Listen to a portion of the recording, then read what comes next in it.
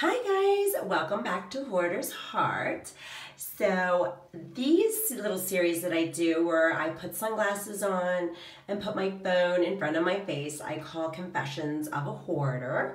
I'm still concealing my identity because I still feel too vulnerable to say to YouTube who I am, but I feel comfortable enough showing this much of me. Hi! But, oh, and I also have a cold. The day after Christmas, I got a wicked cold/flu and I still have it. And hopefully it'll be done in like a week, but in case my voice sounds a little funny, that's why. But moving right along, today we're going to talk about New Year's resolutions 2019. And what are my resolutions as a hoarder for this upcoming year? Well, in a perfect world, number one, my first New Year's resolution for the year 2019 would be to clean not only the toy room finally, the kids' room where they sleep, the master bedroom, which I haven't showed you guys too much of, do a deep clean and organization in the main room, which isn't bad, and then do a complete clean in the kitchen, and then the laundry room, which is massive. So basically, in a nutshell, New Year's resolution number one would be to clean the entire first floor of my house. Now, my house is a rancher, right?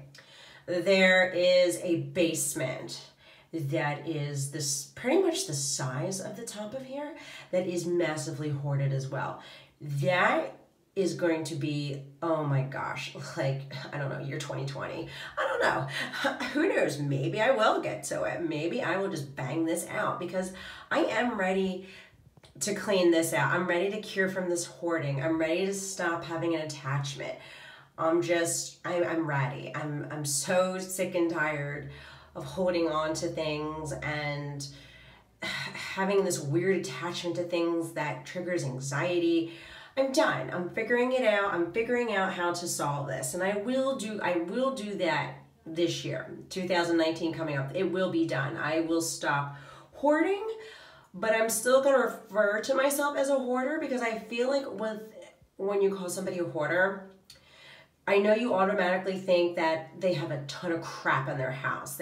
You can't move, everything is piled up. And yes, that is what happens when you're a hoarder in the sense of what I'm not using the right words here.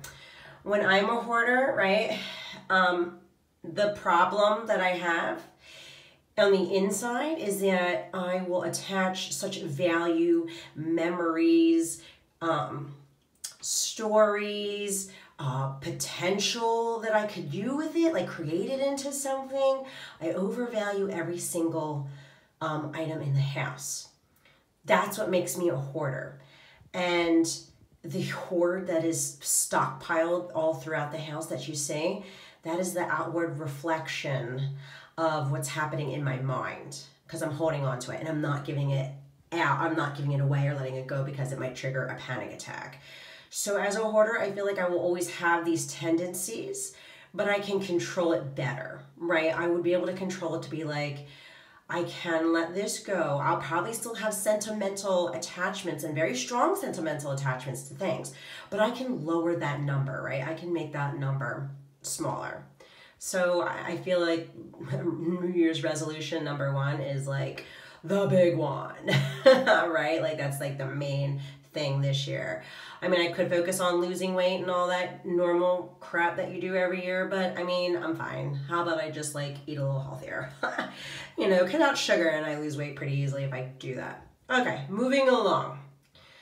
Resolution number two is going to be, I am going to do in January, and I'll see how it goes, and I'll probably do a couple more, the 30-day Minimalist Game challenge. And what that is where you, let's say day one, right? January 1st, day one, you get rid of one thing. Day two, you get rid of two things. Day three, you get rid of 3 things. and so on and so forth. So by the time you're at like 30 days, you're getting rid of 30 things that day. And I don't know the exact number of what that totals up to. I believe that totals up to like 400, over 400, between 400 and 450 items. I don't know the exact math, but a lot of stuff, right? And I know as a hoarder, I kind of have like a very unfair advantage in the sense that I have so much crap that this should be like real easy. And in a sense, it would be a lot easier than people who have less stuff.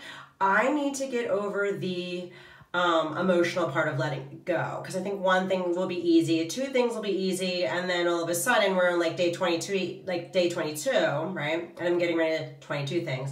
Then day 23, another 23 things. And then day 24, oh my gosh, it's 24 things. And I'm kind of wondering how that's going to work with my hoarding.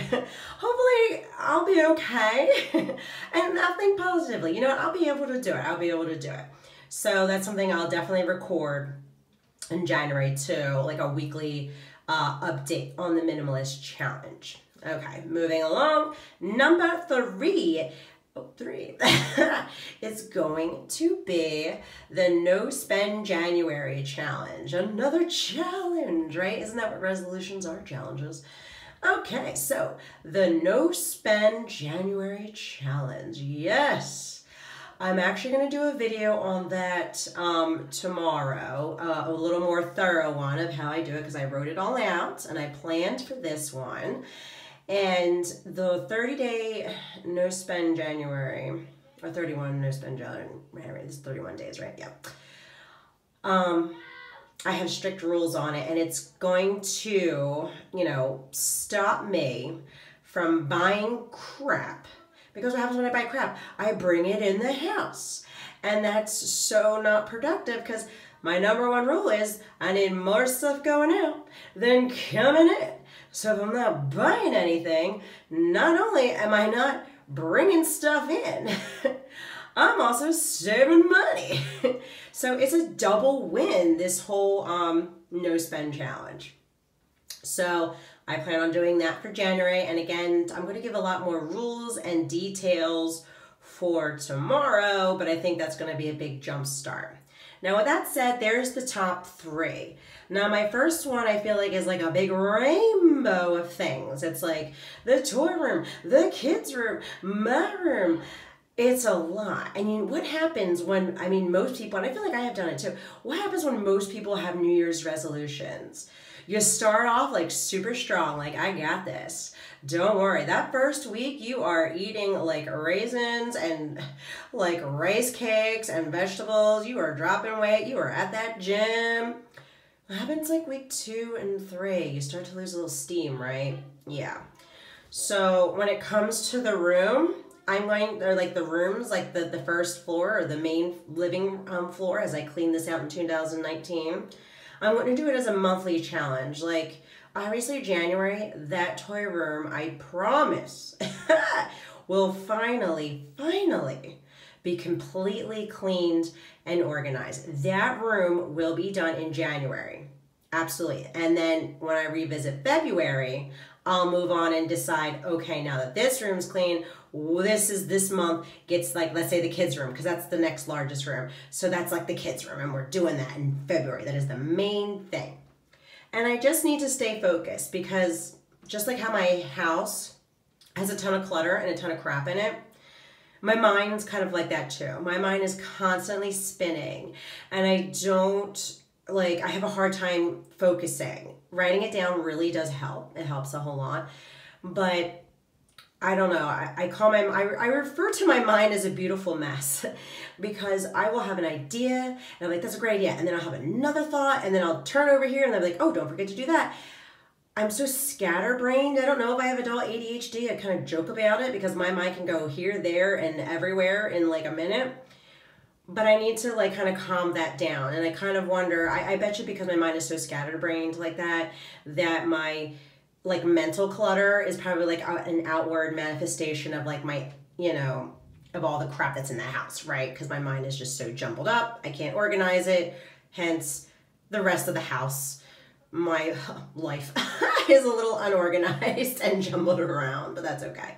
That's okay, because we're going to do it. New Year's resolutions 2019. Bring it on. We got it.